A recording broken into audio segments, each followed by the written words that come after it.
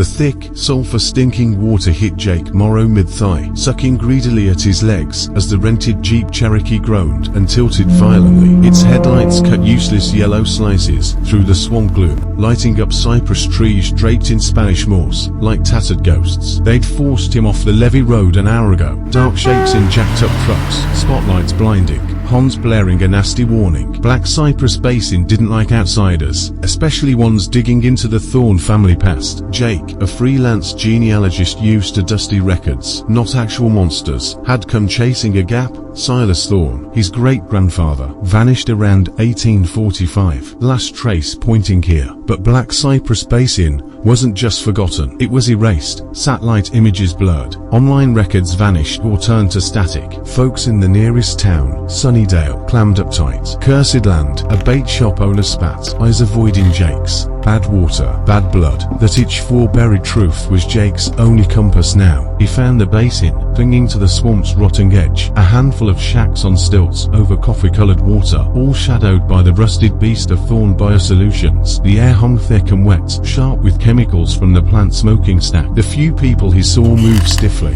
When their eyes met his, quick and scared, they had a flat, wet shine, like a gator's. Their skin looked waxy, almost plastic. The basin's stare, Old Man Harlan Crow was his only hope, mentioned in an old ledger as Silas Thorne's partner. Rumors said he was dying, holed up on the basin's edge, shunned for his crazy talk. Locals warned Jake away, their fear real and deep. Ignoring the shuttered glare of Crow's mercantile, Jake wobbled across shaky boardwalks to the listing shack. The stench hit him hard, rot, chemicals, and underneath, a sweet, sickly smell like rotten flowers. Crow answered the door, a skeleton wrapped in a dirty quilt. Cloudy eyes burned with fierce intelligence. He just beckoned Jake inside with a trembling hand. The shack smelled worse inside. Sickness and that awful sweetness. No whiskey offered. Crow's voice was a dry scrape. Spitting image of him, he rasped, peering at Jake. Silas, got that same full look. Runs in the blood. Crow didn't talk of pioneers. He spoke of his own ancestor, Magnus Crow, and Jake's, Silas Thorne. Partners who found something out in the swamp.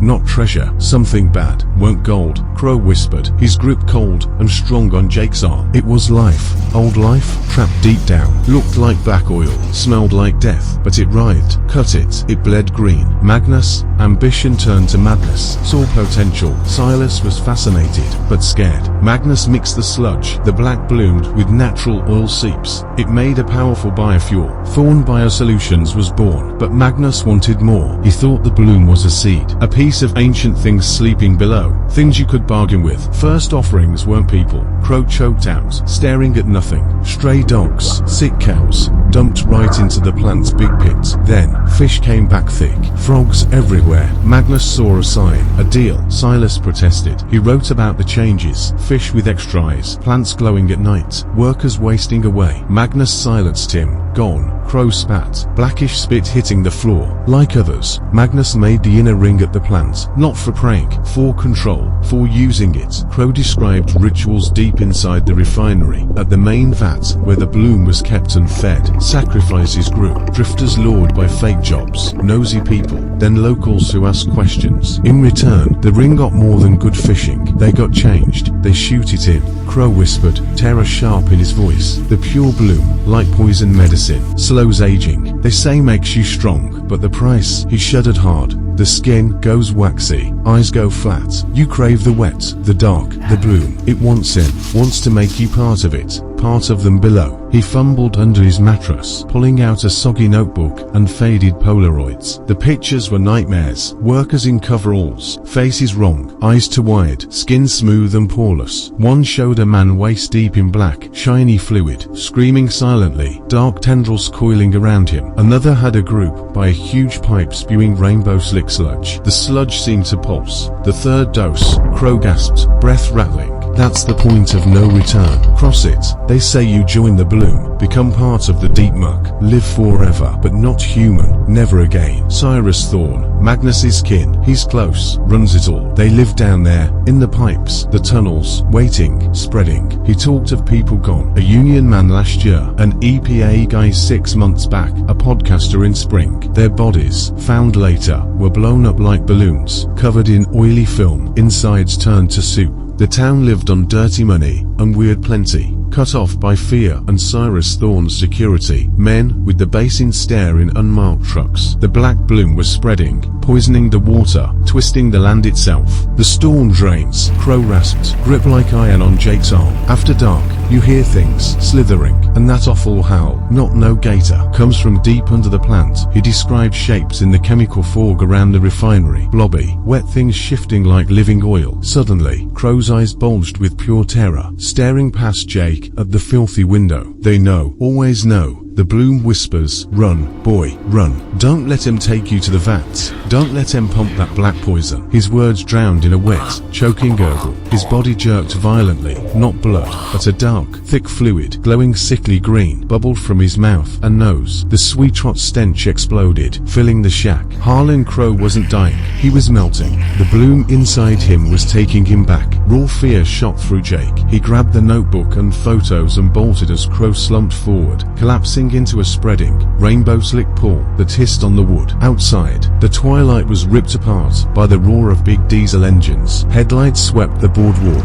the trucks. They were here. That's how Jake ended up thigh-deep in the sucking mud. Filthy water rising fast around his sinking Jeep. He slammed the gas pedal down. The tires screamed, throwing thick muck, but going nowhere. Blinding headlights pinned him. Doors slammed hard. Figures got out, dark against the glare, moving stiffly, not running, sliding towards him, fast and silent. Jake abandoned the Jeep, plunging into chest-deep, warm water. The smell was overpowering. Chemicals, rot, and underneath that sweet, rotten stink of the bloom, he thrashed towards thicker cypress trees, hoping the roots and moss would hide him. A look back froze his blood. Dark shapes entered the water behind him. They didn't swim, they flowed through it, silent, parting the murk, leaving faint trails of shimmering color. The next hours were pure terror. Jake ran, stumbled, swam, crawled through razor-sharp grass, sucking mud, and water that felt unnaturally thick and aware. Twice, he heard wet clicks and slithering to close. Once, a low, vibrating groan seemed to rise from the water itself, echoing through the cypress knees. Exhausted, bleeding, he finally collapsed on a dry patch of sawgrass miles away, clutching the plastic-wrapped notebook and photos to his chest like a shield. He waited for dawn, shivering, certain something old and hungry watched from the black water. At first light, looking like swamp trash, Jake stumbled to Highway 29. A trucker heading to Miami took pity, dropping him in Sunnydale. Jake went straight to the sheriff's office, bursting in, spilling his wild story, slapping the Polaroids on Deputy Miller's desk. Sheriff Vance came out, a big man, tired face lined from years of Glade's weirdness. He listened quietly, face blank. He picked up the photos, studying each one slowly under the buzzing lights. "Jake, son,"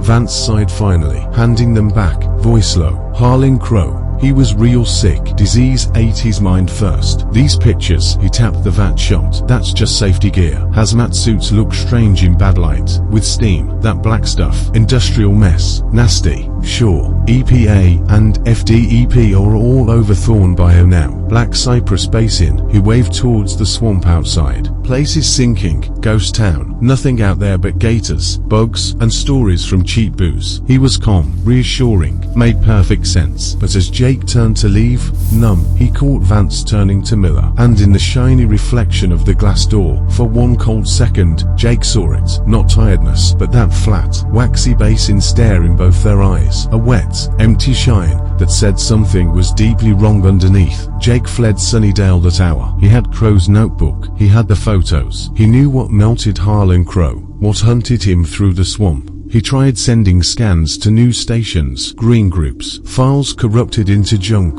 or weird code, mailed copies, gone, emails bounced, calls broke into static or got polite brush-offs. Tonight, the tap water in his cheap Jacksonville motel room, far from the basin, has a faint, sweet rot smell. It leaves a rainbow slick on the glass. Outside his window, in the rainy street, the reflection of a neon sign shimmers with a familiar oily green sheen, moving. The bloom isn't just in Black Cypress Basin. Thorne BioSolutions ships its special biofuel blend to gas stations and power plants all over the southeast. It's in the gas tanks, the engines, seeping into the water. Prosperity, Magnus Crow called it. A deal. How far has the black bloom spread in the country's veins? What's growing in the dark pipes and hidden water, waiting for its third deadly dose? house. The quiet now isn't just the swamp, it's the scary silence before the rot is too big to hide. Jake smells it on the wet night air, even here, sweet, rotten, and horribly, terribly alive. He rubs his forearm. Does his skin feel strangely smooth tonight? Or is it just the cheap motel soap?